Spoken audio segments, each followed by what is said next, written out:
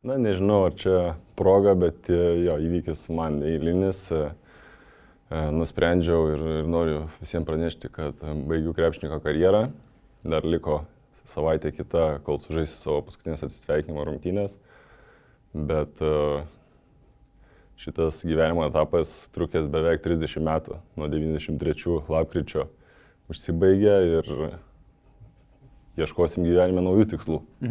Sezono vidurys toks metas, kada dažniausiai tos karjeros nesibaigia, jos baigėsi po sezono. Kaip tu priimi būtent tokiu metu užbaigti savo karjerą? Na, buvo daugybė tų priežasčių, čia sakyčiau, pagrindinės būtų tai, kad vis tiek, kai esi komandoje ir ypač aš taip galvoju, kad man visą gyvenimą krepšinis buvo tas malonumas, nedarbas ir visą laiką labai džiaugiausi žaisdamas krepšinį, tai atėjo toks momentas, kad nebesugebėjau gauti tos rolės, kurią įprastai atlikdavau komandoje ir tiesiog nesijauti, kad save išnaudoju, save nerealizuoju ir tiesiog ateina toks momentas, kai supranti, kad galbūt pasitraukęs komandai tu būsi naudingesnis negu joje būdamas ir galų gale tie naujų žaidėjų pasirašymai, prieš kuriuos sekė dviejų žaidėjų traumos, irgi padiktavo tai, kad reikės ir tų finansinių išteklių komandai.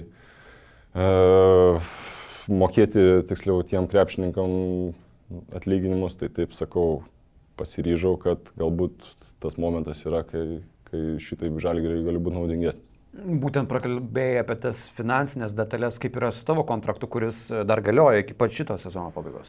Na, tai su abiem Pauliais jau dabar esam suderinę, kad aš tiesiog nusitraukiu savo kontraktą vasario 1 ir tuo pačiu ir su treneriu kalbėjom, kad dar galėsiu būti prie komandos, palaikyti praktiškai ką ir dariau žaisdamas, sakykime, šį sezoną. Kažkokiais patarimais prisidėti ar paskatinimais komandoms draugams. Mane žiūrovai dar galės matyti Eurolygos rungtynės ir Kaune ir dažnokai skrisiu ir į Eurolygos rungtynės išvykoje, stengsiuosi palaikyti tą komandinę dvasią. Tik tai tiek, kad aš, sakykime, nebe krepšininkas būsiu. Man tai kaip tu pats viduj tą priėmei tą žinutę, kai savo, matyt ir garsiai pasakai, kad aš baigiu karjerą, kaip pats sureagavai, ar buvo sunku tą padaryti iš esmės, ar ne? Na, aišku, nelengva, kai sakau, visas gyvenimas susijęs su krepšiniu ir šitiek metų atiduota, tai nelengva emociškai, bet taip sudėliojus viską į tos stalčiukus, manau, kad tai yra pamatuotas sprendimas, jisai nėra spontaniškas ir tiesiog, ar aš jį priimsiu dabar, ar po pusės metų, tai didelio skirtumo nėra, o yra priežasčių, apie kurias dar pakalbėsim, kad yra planas, ką veikti toliau ir galų gale vis tiek žmonės nežino, kaip jaučiasi mano kojas, nes treniruočių metu atrodo viskas neblogai, kai esi apšilęs, o rungtynėse prasidėjęs ant suoliuko nemažai laiko atšalęs, tikrai yra sudėtinga įsijungti į komandos žaidimą, tai tiesiog viskas logiškai seka susidėliojo, kad gan ramiai priėmu tą sprendimą. Kaip šeima reagavo, žmona, vaikai, kaip pasakė, kad tėtis krepšinio nebežaidė? Na, iš tikrųjų vaikams tai pasakysiu tik tai šiandien vakare, kad mokykloje nebūtų anksčiau paskelbta, negu jūs paskelbsite. Žmona irgi palaikė mano sprendimą ir jinai puikiai žino, kaip aš jaučiuosi. Tai didelės nuostabos labai jau niekam nebuvo, nesakau, ar čia kelių mėnesių klausimas į vieną pusę ar kitą, esmės turbūt labai nekeičia.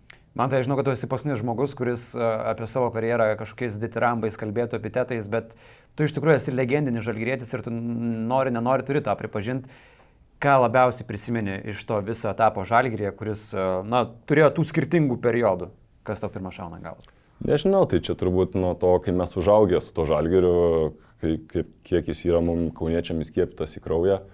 Ir jeigu kažkokiais prisiminimais dalyjantis, tai čia gali prisiminti nuo Sabonio mokyklos, nuo Dublerių, nuo pirmų rungtynių Eurolygoje, nuo prieš tai, kur kalbėjom tų taškų, kuriuos pirmus aš neįmečiau, kad ir kaip tai beskambėtų. Prieš Malagą, ar ne? Taip, nes pirmas metimas mano buvo atsimušęs į lentą ir jį nublokavo. Tai toks irgi neeilinis įvykis, kad pirmi mano taškai yra neįmesti. Ir paskiau eilę metų tos visos Žalgirio bankroto problemos, ūkio banko cirkai. Tai, Važiavimas dviračiu su Romanovu.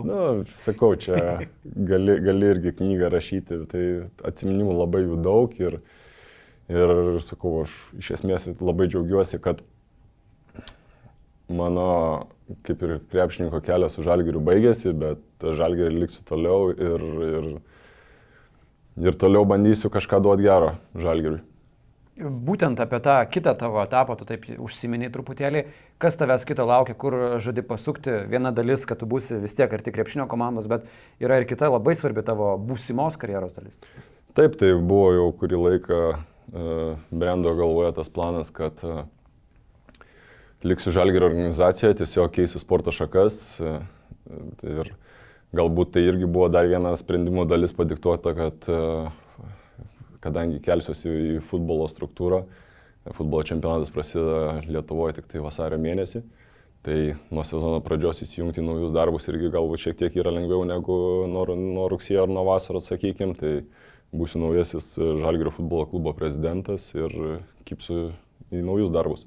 Kaip ir pats taip užsiminiai, kad tie darbai tave įlieti į futbolo komandą, į struktūrą jau prasidėjo, ar ne? Tai tada dabar kas esi, ta kempinė, kuri geria visą informaciją, mokaisi? Taip, aš tiesiog dalyvauju susitikimuose su treneriais, su komandos vadovais, tiesiog bandau kuo daugiau išmokti, kai čia turbūt panašiai kaip Paulius Jankūnas, tik tai mokinosi ir tą patį daro, tai man reikės dar daugiau, nes konceptas vis tiek sporto šakos kitoks, tai reikia atsiraitoti rankojas ir ištempti ausis. Pats minėjai, kad dar yra šiek tiek laiko iki tos oficialios karjeros pabaigos. Tavo paskutinės rungtynės turėtų būti sausio 29 su Jonavos klubu. Kaip tu galvoji, kokie jausmai, virsmai virs dar pas tave viduje iki tos paskutinės dienos? Nežinau, ar žymėsi kalendoriuke, kiek liko, kaip? Ne, gal kalendoriuke nežiūrėsiu, bet net nemanau, net neabejoju, kad emocijų paskutinę dieną tikrai netruks, nes jau prieš interviu sakiau, kad ir dabar net atrodo kažkaip kitoks interviu negu visada duodi ir esi įpratęs. Tai matysim, kaip čia bus, bet viskas gerai.